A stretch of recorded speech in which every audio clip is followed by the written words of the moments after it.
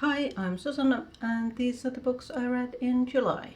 July was the month of Jane Austen July readathon, so most of the books are related to that challenge.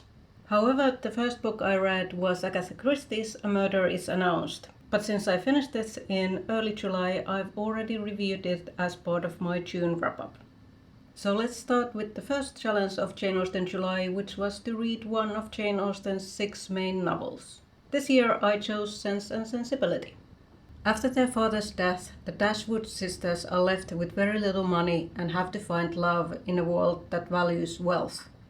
Elinor's stoic and detached sense and Marianne's romantic and passionate sensibility cause them their own trials and tribulations.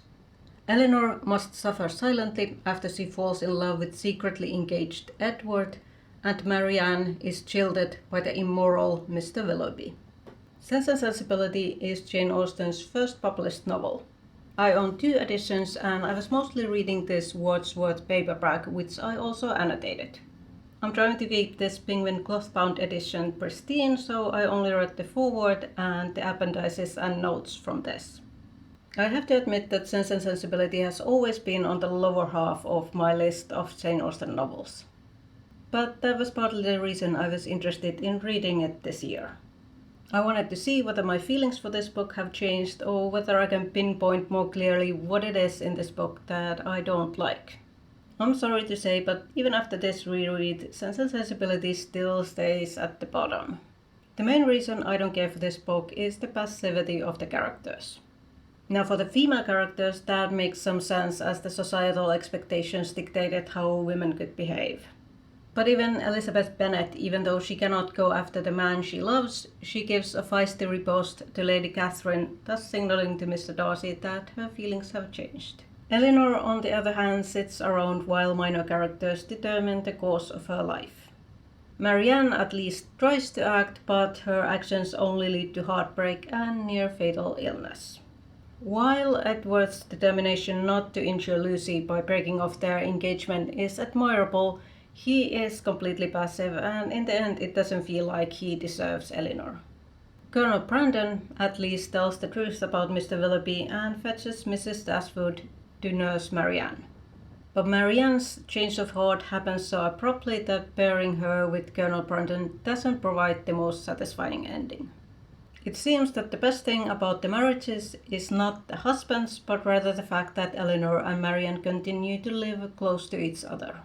So the romances are pretty lackluster, and Sense and Sensibility is rather a book about sisterly love. So it's no wonder that adaptations change the characterization and the events of this book. But I have more to say about that topic later in this video. Not my favorite Austen, but it is still Jane Austen, so obviously I'm giving this 5 stars. The second challenge was to read a Jane Austen work that is not one of her 6 main novels, and I chose The Watsons. This edition has Lady Susan, The Watsons and Sanditon.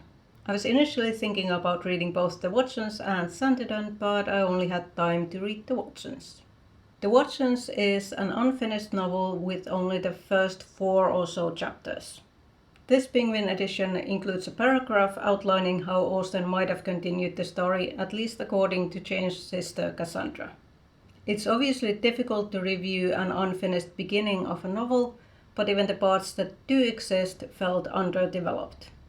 Nevertheless, this was an interesting look on how Austen was developing as a writer.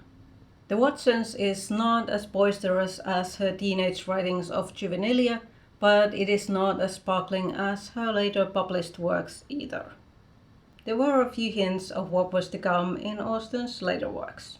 In the ballroom scene, for example, Lord Osborne's behavior vaguely resembles that of Mr. Darcy's in Pride and Prejudice. All in all, The Watsons is a nice piece of literature for an Austen fanatic to read, but nothing really to write home about. For a non-fiction book about Jane Austen or her time, I chose John Mullan's acclaimed What Matters in Jane Austen, 20 Crucial Puzzles Solved. Virginia Woolf famously stated that of all great writers, Jane Austen is the most difficult to catch in the act of greatness. John Mullan takes up this challenge and attempts to do just that via close reading of Austen's novels. The book is structured around 20 questions such as how much does age matter, what do the characters call each other, and how much money is enough. Age and money were questions that I've heard talked about a lot in other Austen-related contexts, but they were also questions that I had not previously considered. Especially interesting were the chapters on weather and how Austen uses card games to separate and join people into different groups. This book is definitely not for a casual reader of Jane Austen. Mullan expects the reader to know all the major and most of the minor characters and events in Austen's 6 main novels. There are also references to Lady Susan's, the Watsons and Sanditon, as well as Austen's juvenilia and her letters. But to an Austen fan interested in literary analysis, this book is a treasure trove. So if that sounds interesting to you, I highly recommend this book. I gave it 5 stars. Challenge 4 was to read a retelling of Jane Austen's work or a historical fiction set in Jane Austen's time. For this challenge I chose Ayesha at Last by Uzma Jalaluddin. Ayesha Shamsi dreams of becoming a poet, but has to take a job as a substitute teacher so she can pay off her debt to her uncle. Her flighty younger cousin Hafsa, about to reject her 100th marriage proposal, is a constant reminder that Ayesha is still single. But Ayesha doesn't want marriage, especially not an arranged marriage. But then she meets Khalid and is irritatingly attracted to him, no matter how conservative and judgmental he is.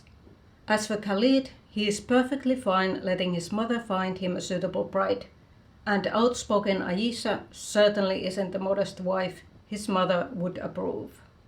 Ayesha at Last is a contemporary romance and a debut novel by the Canadian author Uzma Jalaluddin. I read her second novel, Much Ado About Nada, for last year's Jane Austen July and wanted to read her debut this year. Ayesha at Last is marketed as a Pride and Prejudice retelling, but it's a very loose retelling. There's no matchmaking mother ready to marry her 5 daughters to the 2 eligible bachelors that come to town. Instead, Ayesha is 27, which makes her akin to Charlotte Lucas. She also has a job and a younger brother and no need or interest in getting married. It is Khalid who has the matchmaking mother. But he isn't really the eligible bachelor in the vein of Mr. Darcy, as the family fortune is owned by his mother. Ayesha's 20-year-old cousin Hafsa fills the role of Lydia Bennet, eager to receive 100 marriage proposals before she settles down. As such, calling this book a retelling feels like a marketing gimmick, and the book could easily stand on its own without such label. The similarities to the source material only come to the fore in a few scenes where the dialogue is almost directly lifted from Pride and Prejudice. Honestly, I thought those scenes rather detracted from the story than added anything to it. I had the same problem with Much Ado About Nada, where the persuasion references felt intrusive. However, I enjoyed the positive and varied Muslim representation, and this was a fun story with its Shakespearean mistaken identities plotline. As someone who doesn't really care for sex scenes in books, this was a nice, completely spiceless romance. But besides questionable marketing, this book had other problems as well. Some of the awkwardness can probably be chalked up to this being a debut novel. The first half of the book is narrated from 3 points of view. At midpoint, however, new points of view are introduced, some from characters that we never see again. There's also a scene that is written from an omniscience third-person point of view, and inevitably some head-hopping. There are also too many plot lines. Besides Khalid's and Ayesha's relationship and Hafsa's ploys to get married, there are work problems for both of the main characters, the mystery of what happened to Ayesha's father and Khalid's sister, Khalid's attempts to help a friend, a Muslim conference, and problems with the mosque, just to name a few.